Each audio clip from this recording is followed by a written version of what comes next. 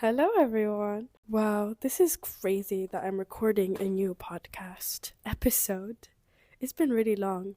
Welcome back. Basically, just really wanting to start my podcast back up again for like a few reasons. One would be I used to like think back on like when I used to record the podcast episodes and thinking back, like it was so good for me mentally to like declutter my mind and like talk about things. I feel like when you talk about things in real life, like out loud, it's so much easier to like organize your thoughts. I don't know if you know the feeling where you're like thinking about something, you're thinking about so many other things. In your head, it's just like it feels like a traffic jam, or like, you know, how like the roads are like crossing and like you're turning right, the lights are turning green, you're turning left, the roundabout or whatever. But when I talk about them, like on the podcast or like out loud, I feel like I can totally reorganize them. I talk to my mom. Sometimes I get into like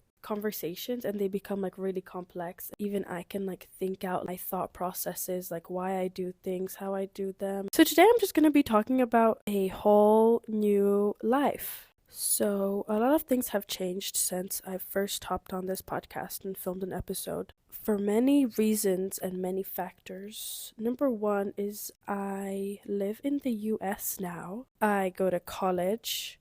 I'm a student athlete. I live in a dorm, and my life is very, very busy compared to this time last year where my life was very not busy and all I had going on really is swimming. No social life really. Now I'm literally like sharing a space with someone, like sharing a bathroom with three other girls, different friends. Everything is different.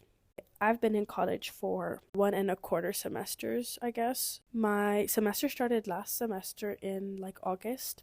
That was so crazy. Being a student athlete is underrated, but it is so nice, yet so hectic, and time goes by so fast. College swimming is a team sport. In Hungary, swimming was like classified as like an individual sport. You're basically swimming for yourself. You don't really consider your club team. I never really thought of it like that. But coming here, big motivating factor for me in college swimming is the team, being good for the team, bring points for the team so we can rank higher in the conference, and that's something that's like really important to me. Another thing that is crazy is the men's team is number one in the nation, so it must be so important for them to be able to like maintain that team environment. It is definitely so much more motivating. You have to do good for the team and not just yourself. I think sometimes it helps external motivating factors other than yourself, because you basically are responsible for not just yourself, but you're responsible for every other person that's on the team. So, you know, not trying at a meet, you're basically bringing the whole team down and not just yourself. So I guess it can be taken in different ways. In one way, it could be a good motivating factor, but in another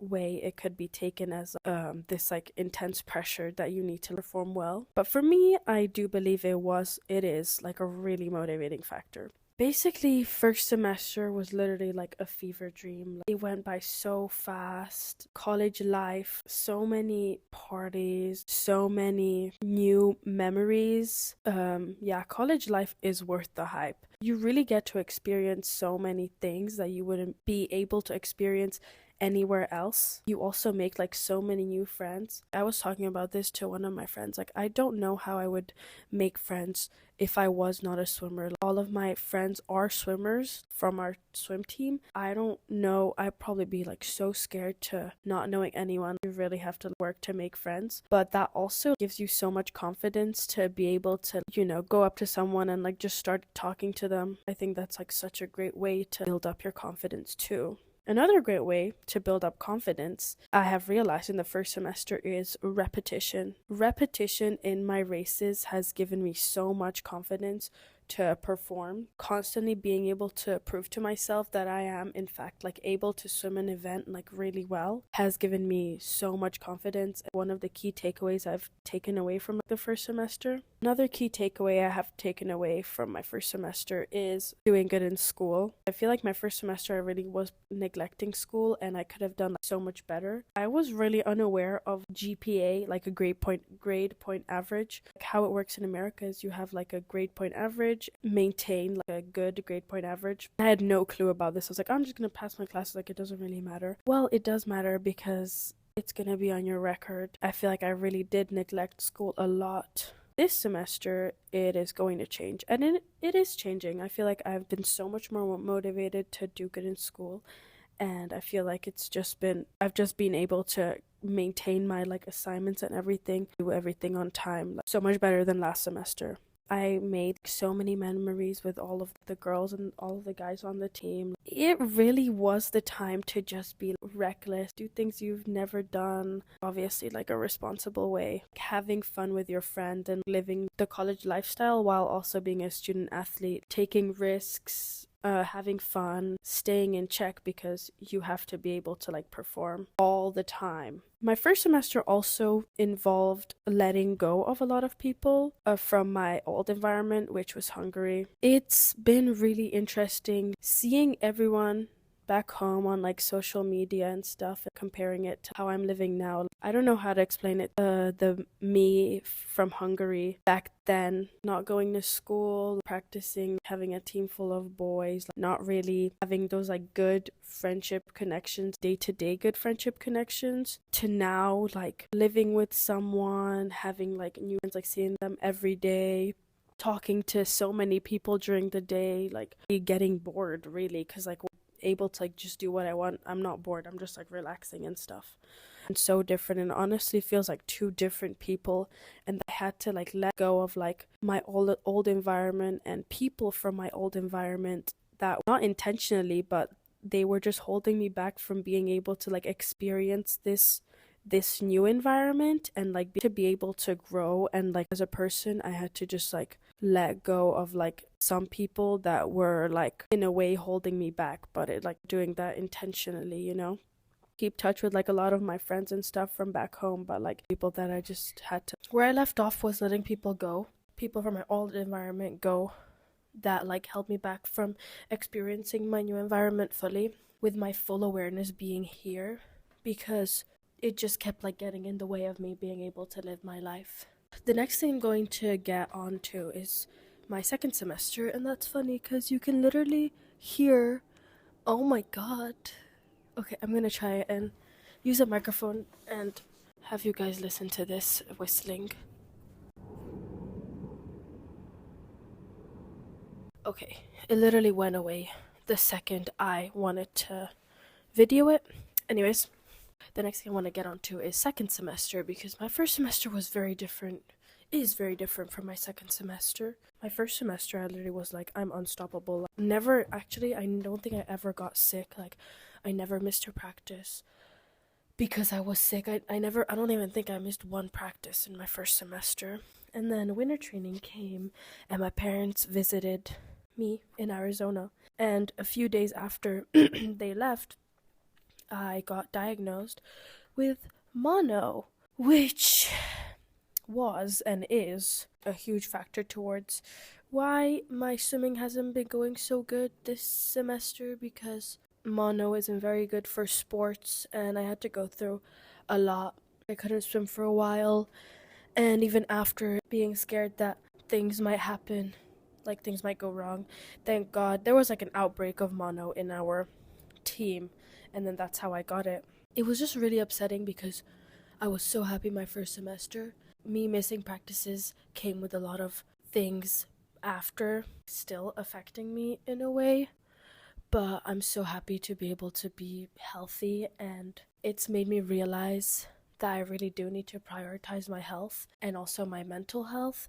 It is one of the factors to why I have started this podcast again, because my mind has been really jumbly. I listened to my last podcast that I made, I believe it was February or January of last year. That was an interesting era, because my podcast name, like the last name of my podcast was the Midwinter Pep Talk You Didn't Know You Needed. And I listened back to it and I was like, wow, this isn't even really a bad podcast. What I was listening to, I was actually interested in it, and I feel like I did articulate myself pretty well. Why not start it back up again? Because it did really help me. I still do want to spread my knowledge around the world and inspire people while also inspiring myself, and have all of us go on this journey of being a better person all around. That is what I'm trying to achieve here. I think some of the key takeaways that I had with mono: number one, don't take your spot on like a roster on like a travel team for granted. Don't take you swimming PBs for granted. And I feel like maybe I lost sight a little bit, having a bad practice or undermining my achievements that I actually did swim good my first semester, compared to the fact that I never swam short course yards, which is what they do in America. I think I just forgot to be grateful and thankful for all of those things. Learned with mono is that I've just lost my spiritual connection with the world and the universe, and that is something that is like really important to me. It has been for a few years now, and I feel when I have something I can believe in, something I can work towards, and believing in something that might not be real, but in my head and my heart is real, is really important to me, because it helps me keep faith in what is to come and why things happen to me, or like why things happen in my life. So basically, I'm taking mono and this period of my life as getting every negative inkling out of my body before I can step into my full being of being a bad bitch. And I know that everyone goes through these things, everyone has hard times, and I truly do believe it. It's just the body's way of like detoxifying everything bad that has been going on. It's just setting you up for something really good that is to come in the future. And that is what I stand by, and that is what I will stand by, because I think it's a much better outlook on life than thinking about how your life sucks and this is annoying and why is this happening to me. And I'm not gonna lie to you, I have had those thoughts and those feelings during my sickness, and I still do sometimes, because it's hard to get back in the water and see how much progress other people have made, and realizing that you weren't able to make as much progress as them, and thinking, wow, like, why is this happening to me? Like, why is it me? But you have to look at the bright side of things, and you have to focus on your journey, because what I've learned is comparison is just evil. Comparison is bad. Do not compare yourself to anyone, because you cannot. There's no reason for you to compare yourself to anyone else, and there's no reason for you to think anyone else is more worthy of a person than you. And if they're treating you that way, then they're not a real friend, and you should create some space from you and them. And what I've realized this second semester is I've really like taken back and tried to focus more on myself, and just reconnecting myself with things I used to really like to do. And that's it. I watched this YouTube video the other day. It was this YouTuber called Anila Sita. Like, sometimes I watch her videos, I'm like, yes, like I needed this right now, because I love to listen or watch people that have the same beliefs as me, theories on life as me. I think it's a really good way to strengthen your belief. And I watched her video, and it was basically about her telling us, like, you can't be a bad bitch without experiencing the bad. Because at the end of the day, things that are considered bad that are happening to you is ultimately going to create your character, and is ultimately going to give you confidence to keep going. Because if you imagine someone that hasn't been through hardships and hasn't experienced failure, they're going to be so much weaker mentally than you are. Yes, in my perspective. When you step up onto that block, or when you stand up to give that speech, or when you talk to that person that you want to pitch your business idea to, you know, if this goes wrong, if you failed this, then you're going to be fine because you've been through this so many times, and you know how to handle it, and you know that you're unbreakable, and your confidence is so much higher than someone who hasn't experienced any failure or hardships, or like hasn't experienced as much failure and hardships as you. What I'm trying to say is bring the best out of any situation, and if you find yourself feeling sad or negative about it, I'm not telling you to not feel those emotions, because that is also important. I want you to not let those emotions and thoughts consume you, because at the end of the day, that is what is going to eat you up. If all you're thinking about is, wow, like this is so bad, like why, that's not going to make the situation better, is it? One of our coaches was talking about, Bob Bowman, who is Michael Phelps's coach, is you have to learn to keep your mind in the present moment. If you keep your mind in the present moment, you know that me talking right now, me standing here in my dorm right now, me sitting here in my dorm right now, I do not have any problems. In this present moment, there is no past. There's no past that you can change. There's no future that you can change. All you have is the present moment. So that's all you should be thinking about, is what you're doing now. And what you do now controls what you're going to do in the future.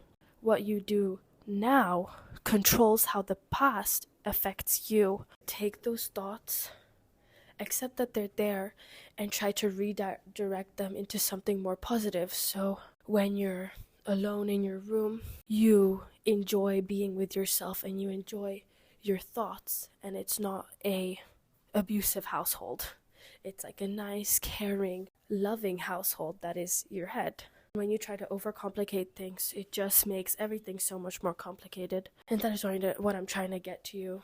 And I don't know, I think I went on a little tangent, or like a little spiral of like thoughts and stuff, but that is basically today's episode. It's just a bunch of things that I've been thinking about, like a bunch of updates. I'm not even a quarter, maybe like less, like a fifth into my into my second semester of college. My classes are harder, but what I've also realized is, being in college, I'm starting to imagine life outside of swimming, and I'm starting to set goals for myself outside of swimming, and I think that is very good for my mental health too. It's a big change from this time last year, but I'm trying to keep the same mindset with other goals in my life as I do with swimming, because I keep telling my friends, like, if I had the same mindset in school as I had with swimming, I'd probably be like a really good student. If you're passionate about something, you're going to do everything in your power to make things happen. That's what I'm going to do in every aspect of my life. I don't want to half-ass things and regret it after that I've half-assed it, because in the moment I didn't want to do it. So that is something I'm going to do looking forward, and have been doing looking forward. And I think it's great that I'm starting to set out goals for things outside of swimming, which is going to ultimately propel me forward to when I'm not a swimmer anymore, because obviously this isn't going to be something that's with me forever. But the knowledge and the mindset I gain from swimming will be with me forever. So I'm going to treasure that and grow it, nurture it as much as possible. Your mind controls your environment, your mind controls your future, your mind controls you, but you control your mind. That is one of the things we're going to be going through on this journey together. I really hope you guys enjoyed this episode and enjoyed hearing from me again. And I'm so happy to be able to talk to you guys again, have you guys go on this journey with me again. I love making these podcasts because it's so nice to look back on these podcasts and see them as like a little diary entry on like what my life was like back then. I will talk to you guys in my next episode. Hopefully that will be next week. I have a bunch of ideas and fun ideas and stuff from my new experiences, so make sure to rate and review, and please interact with my comments or my polls that I write, because I'd love to hear from you guys. I'll see you next week with another episode. Bye.